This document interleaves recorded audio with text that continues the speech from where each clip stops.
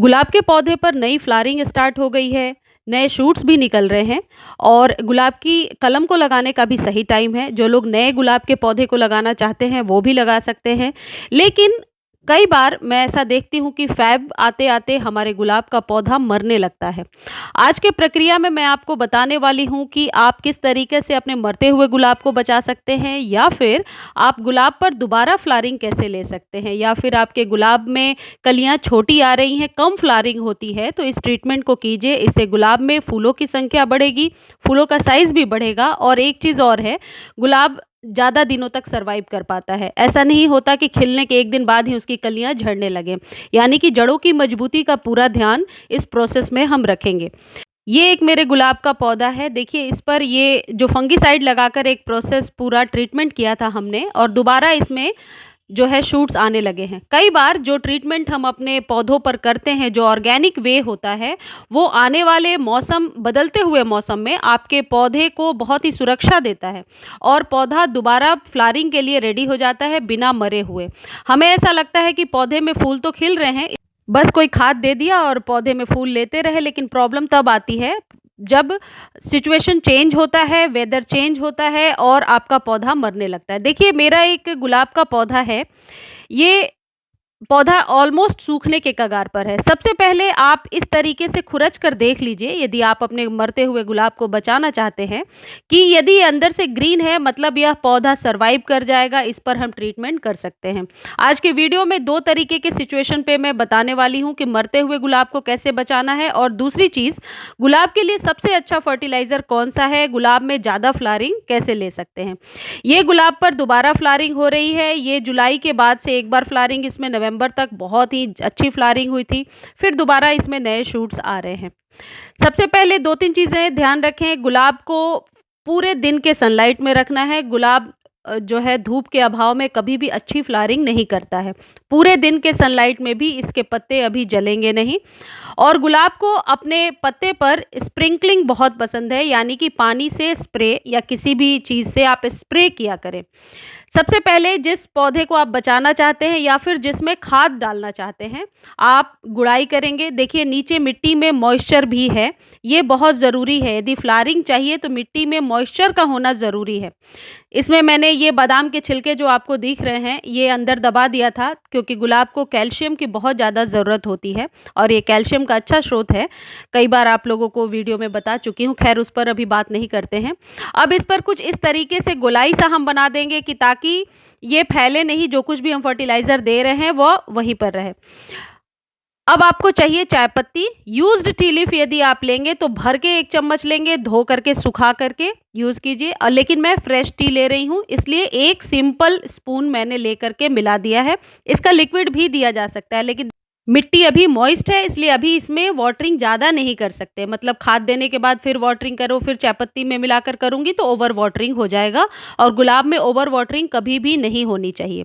दूसरी चीज़ ये करेंगे, आप अपने गुलाब को एक शेप दे देंगे। अननेसेसरी स्टेम को हटा दीजिए। जहाँ पर खुरच के देखा था वहाँ पर हल्दी ज़रूर लगा दीजिए, सिंपल हल्दी वहाँ लगा दीजिए। हल्दी का जो प्रभाव है या गुलाब पर या अन्य पौधों पर बहुत ज़्यादा होता है। हल्दी मरते हुए पौधे को भी बचा सकता है।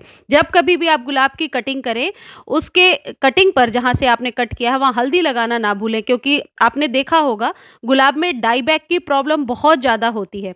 हल्दी लगा देने से यहाँ से डंठल सूखना नहीं शुरू करेगा और डाईबैक की कोई प्रॉब्लम नहीं होगी। इसके बाद हाफ टी स्पून के करीब हल्दी आप मिट्टी में मिला देंगे। वैसे पूरा 1 चम्मच डालना है, लेकिन और आधे से मैं स्प्रे करना भी अभी आपको बताऊंगी। तो आधा हल्दी हमने इसमें मिला दिया है। अब आपको चाहिए बेकिंग सोडा, बेकिंग पाउडर नहीं, बेकिंग सोडा।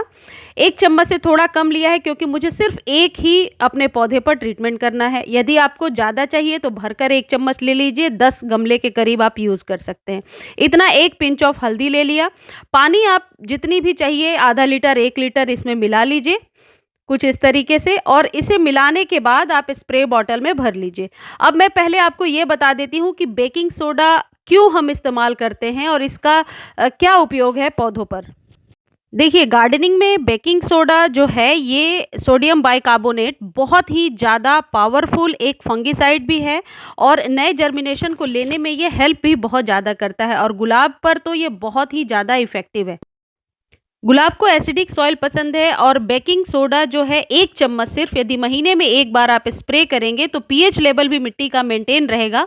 एक्सेस यूज़ नहीं करना है, एक्सेस यूज़ करने से मिट्टी का पीएच बढ़ जाने से आपके गुलाब के पत्ते जल सकते हैं और कोई भी फ्लावरिंग नहीं होगी। ज़्यादातर फूल लेने के लिए हम इस बेकिंग सोडा का इस्तेमाल करते हैं और यह मरते हुए पौधे को बचा सकता है। ये एक बहुत अच्छा फंगिसाइड है जो आपके गार्डन में रेपेलेंट को आने से भी रोकता है।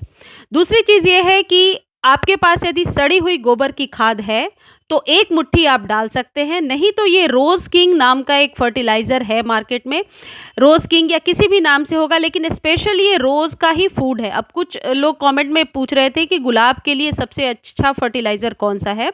या तो आप स्पेशल फर्टिलाइज़र लेकर आइए या सड़े हुए गोबर की खाद आप कुछ 1 मुट्ठी इस तरीके से मिला लीजिए। मैंने 1 चम्मच ही अभी डाला है क्योंकि ये गुलाब जो है ये मरता हुआ है, बहुत ओवर फर्टिलाइज़ इसे अभी नहीं करेंगे। आप इस ट्रीटमेंट के 2-3 दिनों के बाद भी चाहें तो फर्टिलाइज़ कर सकते हैं, साथ के साथ ज़रूरी नहीं है। उसके बाद जो ये बेकिंग सोडा और हल्दी का जो हमने घोल बनाया है, इससे स्प्रे कर लीजिए। इस प्रोसेस को जो स्प्रे वाला प्रोसेस है, इसे आप 3-4 दिनों के बाद फिर रिपीट करेंगे। दूसरी सिचुएशन ये है कि आपका पौधा तो स्वस्थ है लेकिन आप चाहते हैं फूलों की संख्या ज़्यादा हो। 2-3 चीज़ों पर ध्यान दीजिए। जिस पौधे में फूल आ रहे हैं उनकी मिट्टी कभी भी इतनी ड्राई नहीं होनी चाहिए, मिट्टी में मॉइस्चर होना चाहिए। इस मिट्टी में थोड़ी भी मॉइस्चर नहीं है। तो स्प्रे एक अच्छा साधन होता है कि आप ओवर वाटरिंग ना करें लेकिन स्प्रे कर दिया करें, इससे मिट्टी में मॉइस्चर बनी रहती है। वैसे भी मिट्टी यदि बहुत ही अच्छी सॉइल बनी है, रिच सॉइल है तो मॉइस्चर उसमें मेंटेन रहता है। अब ये रोज़ फूड इसमें 1 चम्मच मैं डाल दूँगी और उसके बाद वाटरिंग कर दूँगी। 2 बातें याद रखिए कि जब कभी भी आपको फर्टिलाइज़ करना है उसके पहले गुड़ाई कीजिए, फिर आप फर्टिलाइज़ करने के बाद आप पानी ज़रूर डालिए। और रोज़ के लिए जो स्प्रे मैंने आपको बताया है उसे आप हर एक 3-4 दिनों पर भी स्प्रे कर सकते हैं, उसका कोई साइड इफ़ेक्ट नहीं होगा क्योंकि वह पूरी तरीके से ऑर्गेनिक है। अब देखिए ये गुलाब का फूल है जो 3-4 दिनों से खिला हुआ है और ये इस तरीके से झड़ रहा है। जब कभी गुलाब पुराना हो गया है तो आप उसे 2-3 इंच नीचे से कट कर दें। वैसे गुलाब में कटिंग करने से कई बार नुकसान भी हो जाता है कि डाई बैक की प्रॉब्लम आ जाती है, लेकिन कटिंग तो करनी पड़ेगी तो 2-3 इंच नीचे से आप कट कीजिए और उस जगह पे हल्दी लगा दीजिए। आपको इससे रिलेटेड कोई भी जानकारी चाहिए या कुछ मैं बताना भूल गई हूँ तो आप ज़रूर कमेंट सेक्शन में उससे पूछ सकते हैं। मेरे वीडियो को लाइक, शेयर और सब्सक्राइब करने के लिए बहुत-बहुत धन्यवाद। एप्रिशिएट करने के लिए भी बहुत-बहुत धन्यवाद। ये पिटूनिया है, बहुत ही अच्छी इसमें फ्लावरिंग हो रही है।